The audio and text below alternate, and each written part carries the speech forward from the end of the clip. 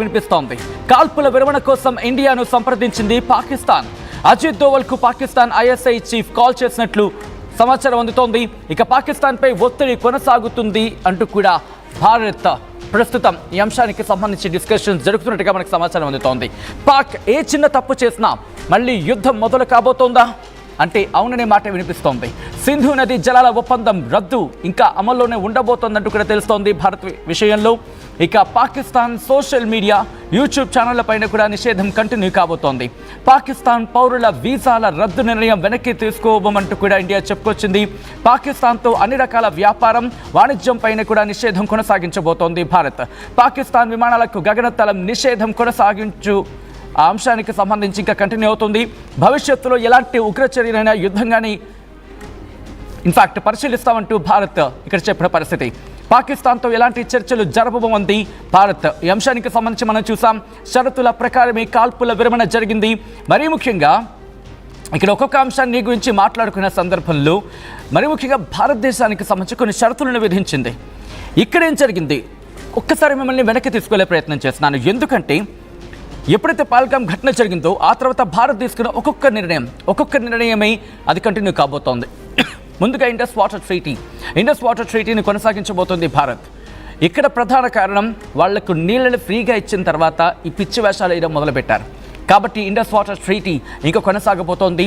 దాని తర్వాత వచ్చినప్పుడు ఆ తర్వాత పాకిస్తాన్ పౌరులకు సంబంధించి వెనక్కి వెళ్ళిపోవాలని చెప్పింది.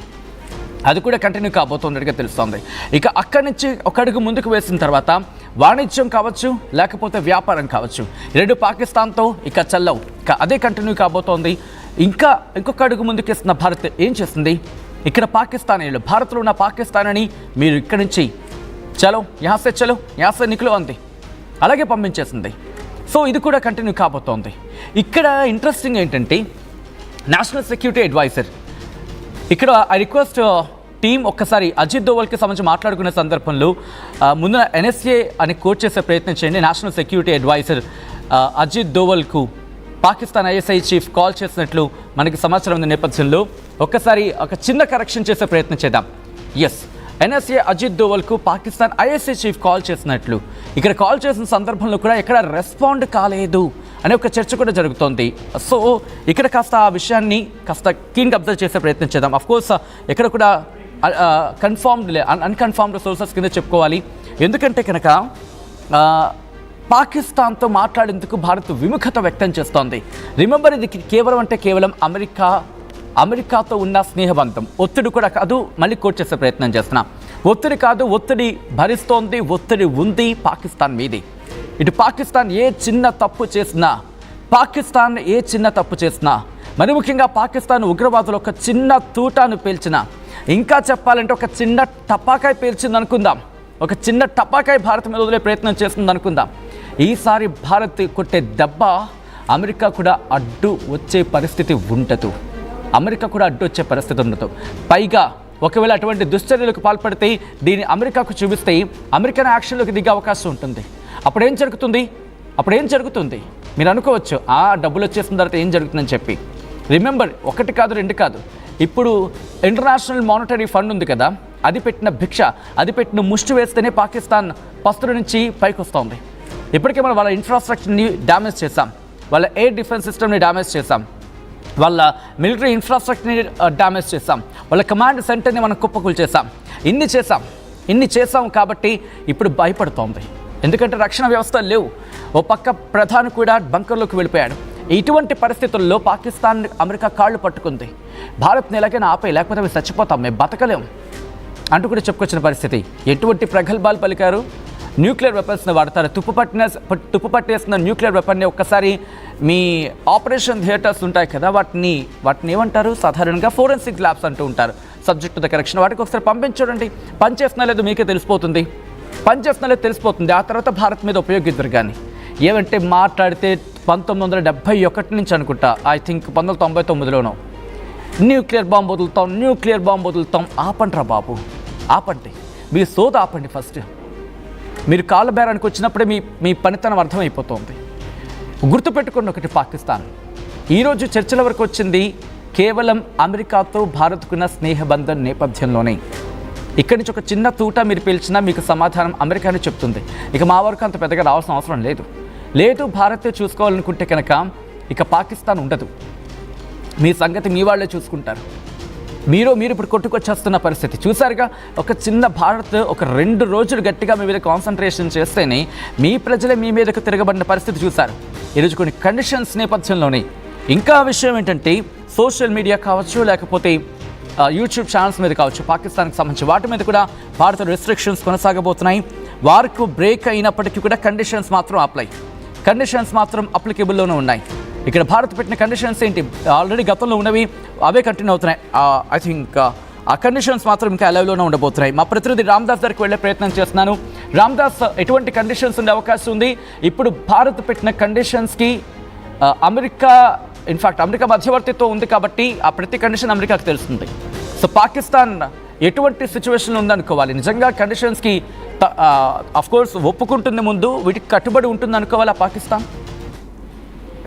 డెఫినెట్ గా పాకిస్తాన్ ఇప్పుడు అమెరికా ఛానల్ ని యూజ్ చేసుకొని ఇప్పుడు మనల్ని ఒక రకంగా మనల్ని పూర్తిగా సరెండర్ అయిందని చెప్పాలి. ఇక్కడ పూర్తి స్థాయిలో మన నిబంధనలకు మనం పెట్టినటువంటి కండిషన్లకు షరతులకు పాకిస్తాన్ కంప్లీట్ గా మనం పెట్టిన టర్మ్స్ అండ్ కండిషన్స్ కి సరెండర్ అయిందని మనకి ఇక్కడ అర్థమవుతుంది. ఎందుకంటే Pakistan directors general of military operations DGMO ఇవాళ మధ్యాహ్నం 3:30 సరిగ్గా మన ఇండియన్ స్టాండర్డ్ టైం ప్రకారం మన DGMOకి ఫోన్ చేశారు.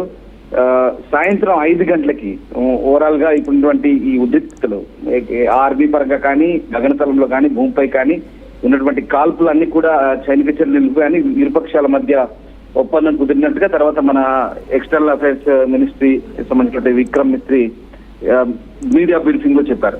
ఇవి అంతా కూడా అమలు చేయడానికి 2 వైపుల నుంచి కూడా ఖచ్చితమైన సూచనలు చేస్తాం. మళ్ళీ మే 12వ తేదీన మధ్యాహ్నం 12 గంటలకు సరిగ్గా మళ్ళీ DGMOs మాట్లాడుకుంటారంటూ ఆయన చెప్తున్న పరిస్థితి. ఆ రకంగా భారతదేశం అండ్ పాకిస్తాన్ రెండు కూడా కాల్పులు విరమణ ఒప్పందం అయితే ఒక అవగాహనకు వచ్చాయి. మొత్తం మీద ఉగ్రవాదానికి సంబంధించి ఎట్లాంటి చర్యలున్నా ఖచ్చితంగా వార్ ఆఫ్ యాక్ట్ కింద మనం పరిగణిస్తామంటూ అనేక షరతులు చెప్పాం. సో దానికి సంబంధించి కూడా అదే వైఖరి కట్టుబడి ఉన్నామంటే కూడా మళ్ళీ విదేశాంగ మంత్రి జయశంకర్ కూడా ట్వీట్ చేసిన పరిస్థితి. సో ఒక్కసారి నేను మళ్ళీ ఇంటరప్ట్ అయ్యే ప్రయత్నం చేస్తున్నాను రామ్దాస్, ఎందుకంటే ఇక్కడ ఇండస్ వాటర్ ట్రీటీకి సంబంధించి మాట్లాడుకున్న సందర్భంలో అది కంటిన్యూ అవకాశం కనిపిస్తోంది కాబట్టి ఇంకా ఒక విధంగా చెప్పంటే యుద్ధం కంటిన్యూ అవుతుందని అనుకోవాలి. సో ఇటువంటి సినారియోలో మనం ఇండస్ వాటర్ ట్రీటీకి కట్టుబడి ఇన్ ద సెన్స్ మనం ఆల్రెడీ తీసుకున్న నిర్ణయానికి కట్టుబడి ఉంటే కనుక పాకిస్తాన్ ఇంకా ఇబ్బందుల్లో ఉన్నట్టేగా. సో ఇటువంటి నేపథ్యంలో ఈ అంశాన్ని కూడా ఇప్పుడు మళ్ళీ కాళ్ల బేరానికి వెళ్ళి అమెరికా కాళ్లను పట్టేసుకొని అమెరికా కాళ్ళు వదలకుండా ఇండస్ వాటర్ ట్రీటీ విషయంలో కూడా ఇటు పాకిస్తాన్ అమెరికాను మళ్ళీ బతిమలాడుకునే అవకాశం ఉంటుందా? సో ఆ కోణంలో అమెరికా మళ్ళీ ఇక్కడ మనకి ఈ అంశాన్ని మన దగ్గర ప్రతిపాదించే అవకాశం ఉంటుందా? ఏం జరగచ్చు? రామ్దాస్, ఇండస్ వాటర్ ట్రీటీ విషయంలో పాకిస్తాన్ మళ్ళీ అమెరికా కాళ్ళు పట్టుకుంటే ఆ ఇండస్ వాటర్ ట్రీటీ విషయంలో కూడా మనం కాస్త ఆలోచించే పరిస్థితి ఉంటుందా? సో వాటి విషయంలో మాత్రం ఇండియా నిక్కచ్చిగా అలాగే నించునే అవకాశం ఉందా? ఇప్పుడు కేవలం మనం కాల్పుల విరమణ ఒప్పందానికి సంబంధించినటువంటి ఇక్కడ మనం భూతలం మీద గగనతలం మీద జరుగుతున్నటువంటి ఏవైతే ఉద్రిక్తతలు ఉన్నాయో అవి తగ్గించుకునే ఉద్దేశంతోనే ప్రస్తుతం అమెరికా దౌత్యం వహించింది, మధ్యవర్తిత్వం వహించింది. రాత్రంతా జరిపిన ఇరుపక్షాలతో జరిపిన చర్చల ఫలితంగా ఇవాళ ఈ 2 దేశాలు కూడా వివేకంతో, విజ్ఞానంతో ఆలోచించాయి, కామన్ సెన్స్ తో ఆలోచించి నా ప్రతిపాదనకు ఓకే చెప్పాయి. సో దాంతో full and immediate ceasefire start కాబోతుందంటూ ట్రంప్ ట్వీట్ చేశారు. సో పూర్తి స్థాయి కాల్పుల విరమణ ఒప్పందం అయితే 2 దేశాలు అంగీకరించాయంటూ ఆయన ట్వీట్ సారాంశం. సో మనం కేవలం కాల్పుల విరమణ ఒప్పందానికి సంబంధించిన అంశంలో మాత్రమే ఓకే చెప్పాం, అంతే తప్పించి సింధు నది జలాల IWT కావచ్చు ఇవన్నీ కూడా మనం ఈ ఒప్పందాలు రద్దు చేసుకున్నామని ఎక్కడ మనం రద్దు సంబంధించినటువంటి విత్డ్రా చేసుకుంటామని చెప్పట్లేదు. అలాగే పాకిస్తాన్ సంబంధించినటువంటి ట్రేడ్ వార్ కానీ అలాగే వాటికి సంబంధించినటువంటి చాలా నిషేధాలు ఉన్నాయి, సైబర్ సంబంధించినటువంటి నిషేధాలు ఉన్నాయి, అలాగే సోషల్ మీడియా నిషేధాలు ఉన్నాయి. దాంతో పాటు ట్రేడ్ వార్ కావచ్చు, ఇంకా చాలా ఆంక్షలు పెట్టాం, గగనతలానికి సంబంధించిన ఎయిర్ స్పేస్ కానీ ఇవన్నీ కూడా వీటికి సంబంధించి త్వరలో ఇంకా చర్చల ద్వారా ఇవన్నీ పరిష్కరించబడతాయా లేదంటే మనం వాటికే కట్టుబడి ఉంటామనేది ముందు తేలబోతుంది. 12వ తేదీన మళ్ళీ మరొకసారి DGMO సమావేశం జరగబోతుంది. ఆ రోజు పూర్తి స్థాయి అవగాహనకు వచ్చే అవకాశం అయితే కనబడుతుంది. ఇప్పటికి మాత్రం తాత్కాలికంగా ఇప్పుడున్న పరిస్థితిలో పూర్తి స్థాయి తాత్కాలికంగా కాల్పుల విరమణ ఒప్పందానికి సంబంధించి కాదు, మొత్తం వాణిజ్య యుద్ధం కావచ్చు, దౌత్య యుద్ధం కావచ్చు, మనం ఏదైతే కొన్ని ఒప్పందాలు రద్దు చేసుకున్నామో ఆ సరిహద్దుల మూసివేత కావచ్చు, వీసాల ప్రక్రియ ఇవన్నీ కూడా మనం క్లోజ్ చేసాం కాబట్టి వాటిపై ఎలాంటి